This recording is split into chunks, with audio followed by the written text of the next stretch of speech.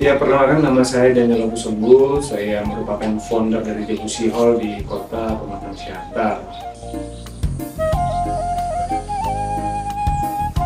Jebusi Hall itu merupakan suatu lembaga yang bergerak di bidang pariwisata, di mana Jebusi Hall itu sendiri memiliki 3 value. Yang pertama, budaya, lingkungan, dan kesehatan mental.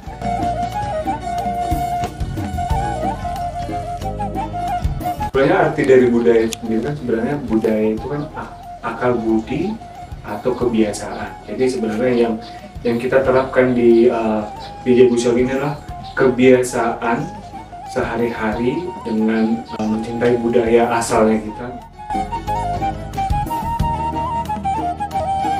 Kemudian untuk lingkungan, kebiasaan bagaimana kita merawat kelestarian lingkungan lewat misalnya menjaga kebersihannya, kemudian pengelolaan sampahnya, misalnya kayak sampah organik dikelola untuk apa, sampah plastik dikelola untuk apa. Karena dengan kita menjaga lingkungan kita juga sudah turut berkontribusi untuk menjaga alam kita.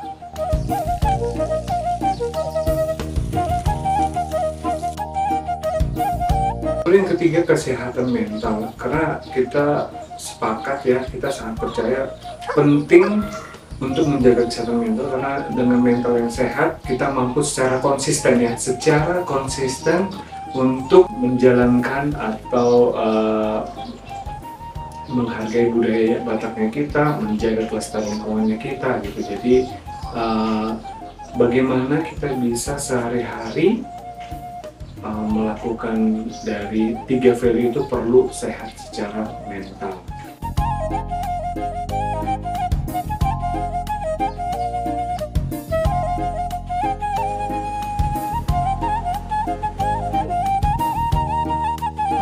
Jebusi Hall itu juga kan pariwisata berbasis masyarakat. Pariwisata berbasis masyarakat artinya bagaimana kita bisa merangkul masyarakat sebanyak-banyaknya untuk bisa berdaya secara ekonomi, di mana ekonomi yang sudah pencapaian ekonomi tersebut bisa dialokasikan untuk kelestarian lingkungan dan kelestarian budaya itu sendiri.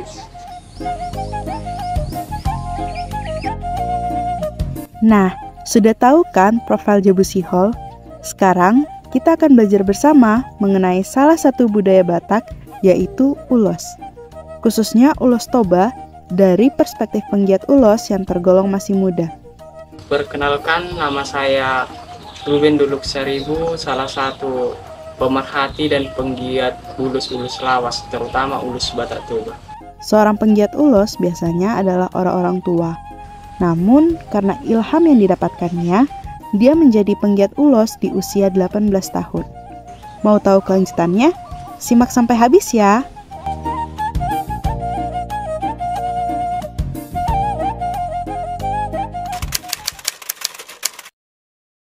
Ulus itu merupakan, yang pertama itu ulus itu mengajarkan kehangatan. Karena kata arti dari ulus itu sendiri adalah mengajarkan kehangatan. Jadi yang dimaknakan mendalam, yang dinamakan mendalam dari ulus ini adalah merupakan surat abadi. Ulus itu merupakan surat abadi yang dipesankan leluhur melalui motif dan ciri-cirinya. Itu yang dinamakan ulus. Jadi ulus itu bukan hanya sekedar kain, tapi merupakan surat abadi yang kekal. Jadi sejarah dari ulus itu merupakan dimulai dari sebuah kata, yaitu Piturabban. Piturabban itu artinya 7 mulanya ulus. Jadi pada awalnya ulus itu adalah berwarna hitam. Sebelum adanya ulus, Piturabban merupakan salah satu kain pertama di Toba.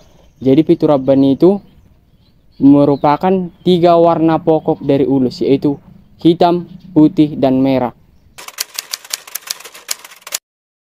Jadi setiap ulus itu memiliki artinya di setiap motif atau gatip. Dalam bahasa Bataknya motif itu adalah gatip. Di setiap gatip atau corak ulus itu memiliki pemahamannya.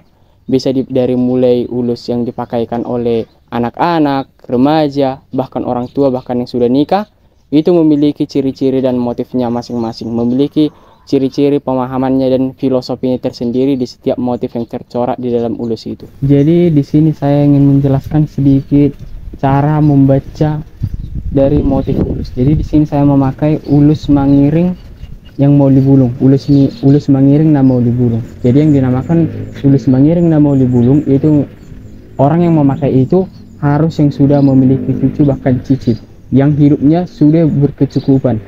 Pada ulus ini memiliki garis-garis. Jadi bilangannya itu 6 kali diulang-ulang sampai dia ke ujung. Mulai dari sini sampai ke sini dia diulang-ulang sampai 6 kali. Yang pertama itu nako boru parapat tua boru simalungun tua nina mau libasa sangat mau libulung buana samar sangap sampai tujung nako boru parapat tua boru simalungun tua nina mau libasa sangat mau libulung buana samar sangap sampai tujung nako boru parapat tua boru simalungun tua nina mau libasa sangat mau libulung. Jadi kalau bilangannya itu berhenti di sangat mau libulung atau tua nina mau libasa menandakan bahwa yang memakai itu sudah tua atau sudah memiliki cucu atau cicit. Kalau berhentinya itu di sangat mau dibulung atau sangat mau dibulung atau tua nina mau dibasah.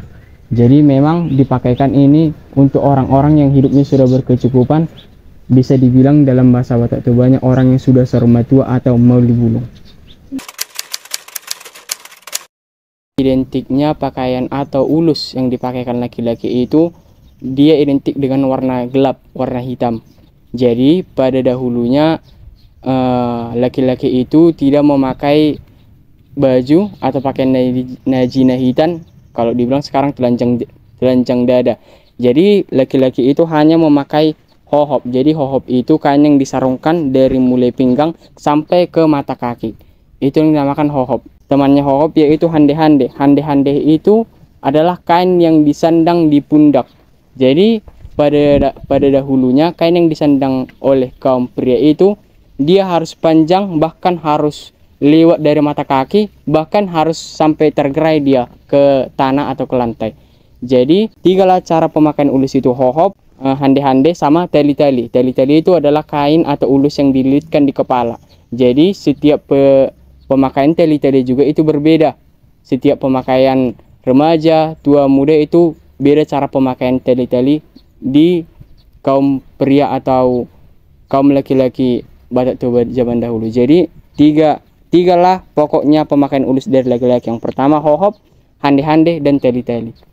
Jadi cara pemakaian ulus bagi kaum perempuan, kaum wanita pada masyarakat Batak Toba dahulu, perempuan itu memakai ulus hoba-hoba atau ulus abit.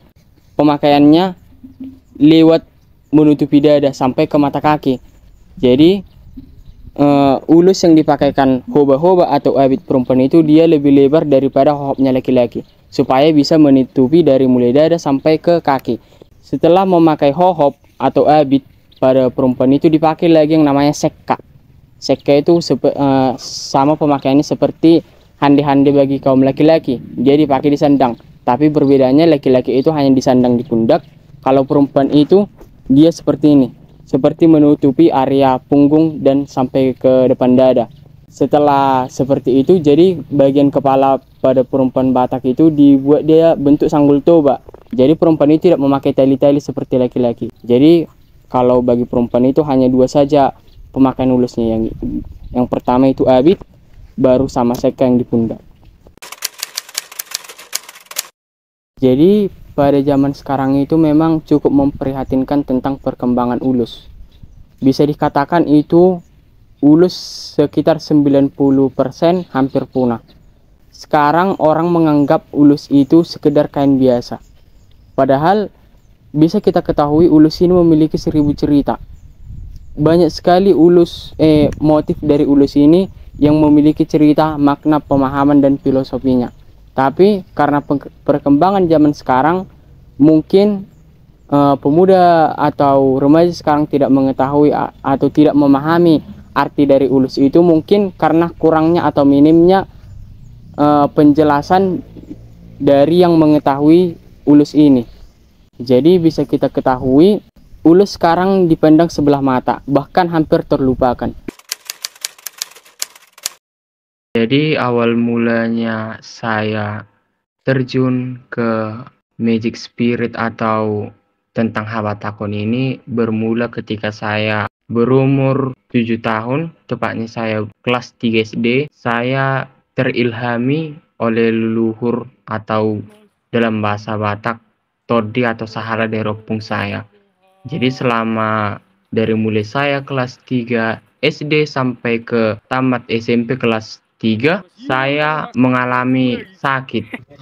Jadi dalam sakit saya ini, saya mendapatkan ilham untuk meneruskan atau melestarikan tentang habatakon.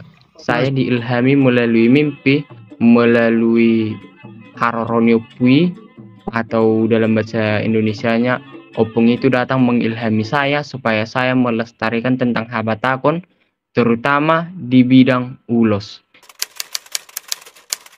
Ilham dalam kekristenan sering menggunakan istilah wahyu. Jadi pewahyuan itu sebuah peristiwa yang dialami oleh manusia dan itu bersumber dari Allah sendiri.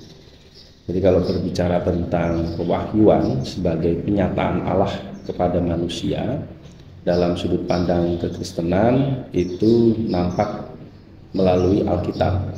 Jadi bisa dikatakan kitab suci adalah pewahyuan dari Allah melalui orang-orang atau penulis-penulis di dalam Alkitab yang dituntun oleh Roh Kudus sendiri. Jadi kalau hal ini dikaitkan dengan tradisi atau budaya lokal yang menyebutkan adanya sistem kepercayaan tentang wahyu atau ilham dari nenek moyang, tentu sangat jauh dan bertentangan. Sebab dalam budaya lokal di situ menyebutkan bahwa seseorang mendapatkan ilham atau wahyu terkait dengan sesuatu atau peristiwa tertentu itu dari roh leluhur nenek moyang mereka. Ini jauh berbeda. Kalau di dalam kekristenan, pewahyuan itu adalah dari Allah sendiri.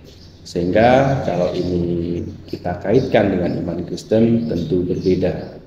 Namun di sisi lain kita juga perlu menghargai, menghormati sikap, cara pandang sebagian orang, bahkan mereka juga orang percaya, orang Kristen yang masih menghidupi cara berpikir mengenai ilham dari roh leluhur atau nenek moyang mereka. Kita hargai itu sebagai cara berpikir mereka, hanya kalau ini sudah masuk pada ruang kekristenan, pengajaran gerejawi, pastinya gereja akan menolak dan bertentangan dengan pemahaman semacam itu. Sebab sekali lagi ilham atau pewahyuan itu adalah cara Allah di dalam menyatakan dirinya kepada manusia untuk tujuan, dalam hal ini adalah untuk karya keselamatan bagi dunia itu sendiri.